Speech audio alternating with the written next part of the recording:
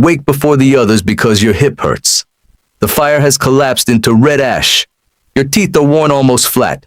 Your right knee no longer bends cleanly, and every cold morning seems to settle deeper inside your bones. But when the youngest hunter reaches for the wrong bundle of wood, everyone turns to you. Because you remember which wood smokes. You remember where the river still runs when the dry season lasts too long. And you remember what happened the last time the herd vanished beyond the northern ridge. For most of human history, growing old did not lead to retirement. It led to something stranger. Your body became less useful in some ways, while your mind became more valuable in others. But how old could an ancient human actually become? You have probably heard that prehistoric people lived to about 30. That number is real in one sense, and deeply misleading in another. Life expectancy at birth was dragged downward by the enormous number of children who never reached adulthood. In a small population, several infant deaths can make the average life look brutally short, even when some adults survive into their 60s or 70s. So an average age of 30 does not mean everyone dropped dead at 31. It means childhood was dangerous. If you survived infection, injury, childbirth, hunger, and violence long enough to become an adult, your future was still uncertain, but it was not automatically brief. Anthropologists Michael Gervin and Hillard Kaplan compared mortality data from hunter-gatherer and small-scale societies around the world. Their analysis suggested that a human lifespan reaching roughly the late 60s or 70s is not simply a modern invention created by hospitals and antibiotics. Those tools allow far more people to reach old age. They do not appear to have created the biological possibility of old age from nothing. So picture yourself at 60. In your world, that does not make you ordinary. It makes you a survivor of almost everything your environment can do to a person. Your scars are a record. Your missing teeth are a record. Even the shape of your joints is a record of thousands of journeys, loads, falls, winters, and meals. The problem is that bones do not come with birthdays written on them. Archaeologists estimate age from changes in teeth, joints, the pelvis, and other parts of the skeleton, but those changes vary from person to person. After adulthood, the biological clock becomes blurry. An individual may be classified simply as older than 40, even if that person lived much longer. And the fossil record is tiny. Most ancient bodies disappeared without leaving recoverable bones at all. So the evidence cannot tell you exactly how many elders sat beside every fire. It can tell you that some did. At Dmanisi in Georgia, researchers led by David Lord Kipanidze described the skull and jaw of an early human who lived around 1.77 million years ago. This individual had lost all but one tooth and survived for years after the jawbone had healed. Maybe soft foods were available. Maybe other group members shared food or prepared it. The fossil cannot reveal the exact arrangement, but it does reveal survival after severe tooth loss in a world with no dentures, no soup cans, and no dental surgery. Much later, Neanderthal remains preserved even more intimate signs of long survival.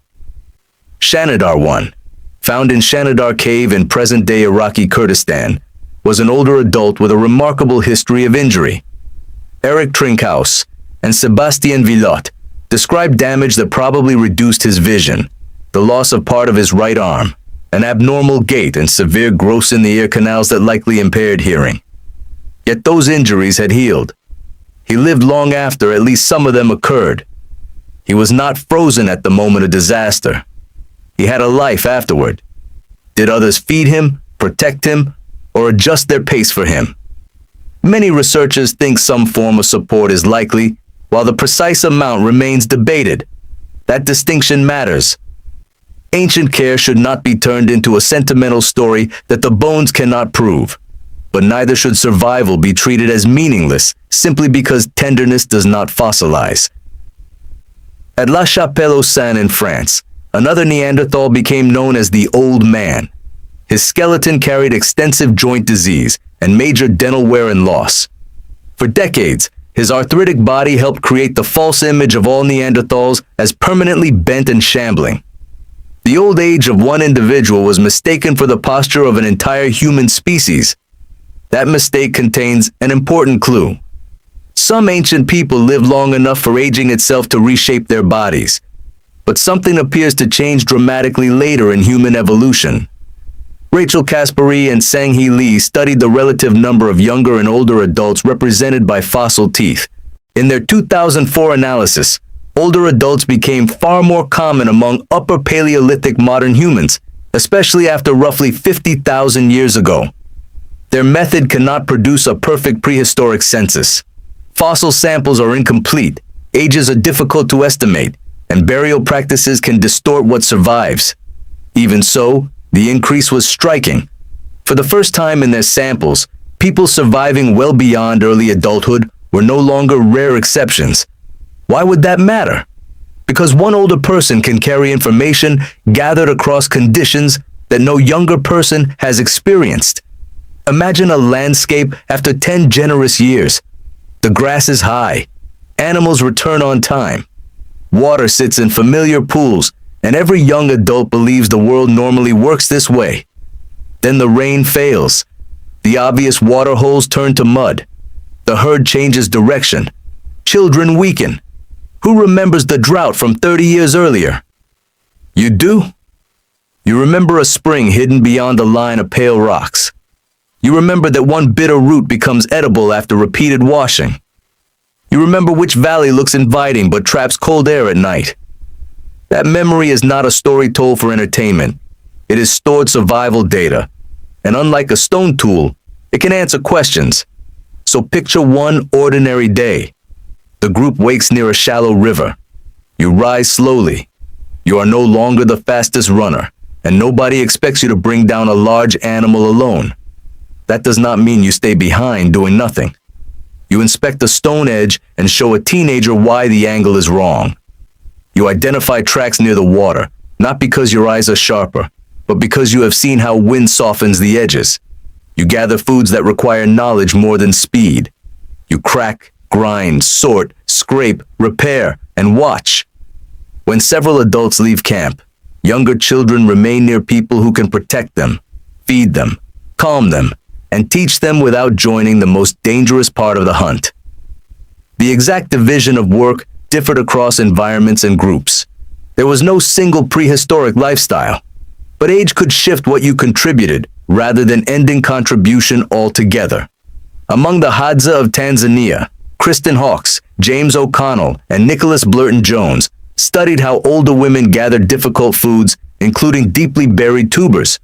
Their work helped develop the grandmother hypothesis. The idea is simple.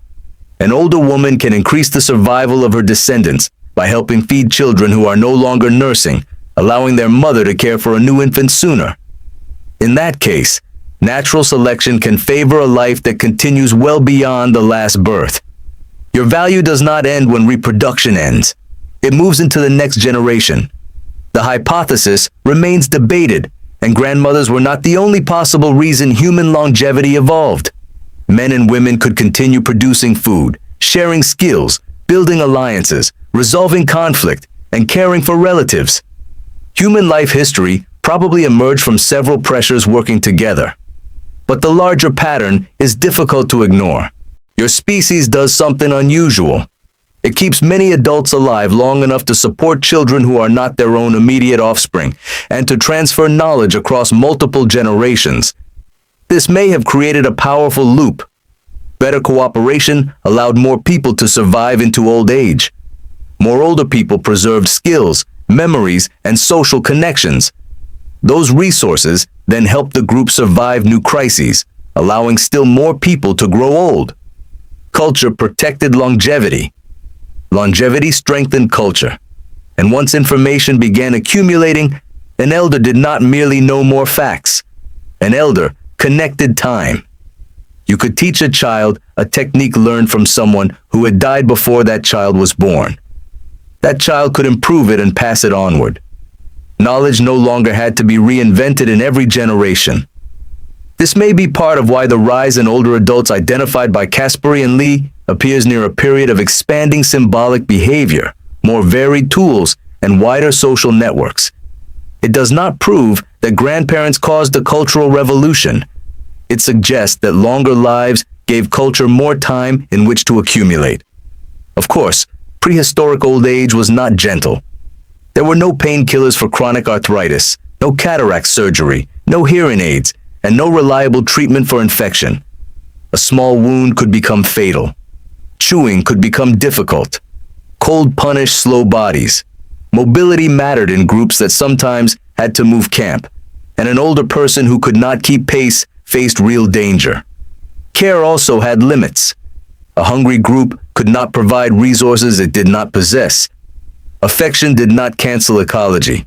Some elders were supported.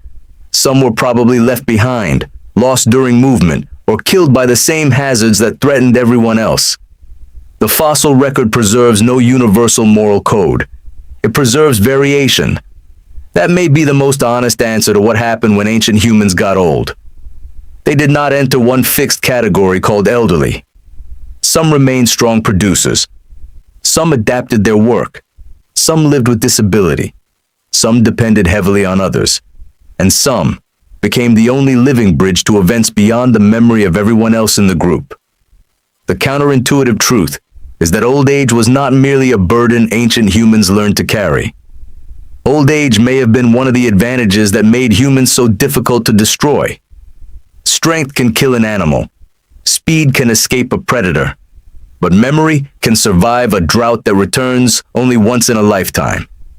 Modern life often hides that ancient exchange. Knowledge is stored in books, servers, maps, videos, and search engines. Food arrives without the eater knowing the season. Families can live continents apart. Age groups are separated into schools, workplaces, and retirement communities, as if each stage of life belongs in a different world. Yet your mind was shaped in groups where survival depended on overlapping generations. The young supplied speed, risk, and new attention. Older adults supplied pattern, memory, and connection stretched across time. Neither was complete alone. So when your hip hurts and you wake before the others, your day is not finished. The fire has collapsed into red ash.